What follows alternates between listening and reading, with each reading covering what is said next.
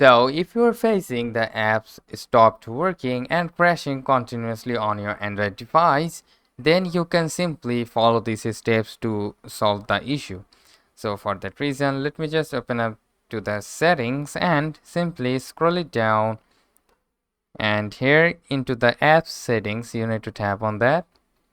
And now once you have done to here, you need to find out the application which is continuously crashing. So we will go with that application like ChatGPT. It is continuously, like you can say, it is continuously crashing on my device. And then from here you need to go with the storage, and then from here you need to tap on clear data. All right, and tap on OK.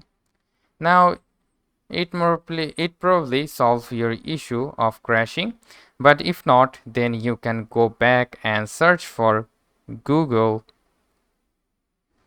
Play Service. So you can search for Play Service here.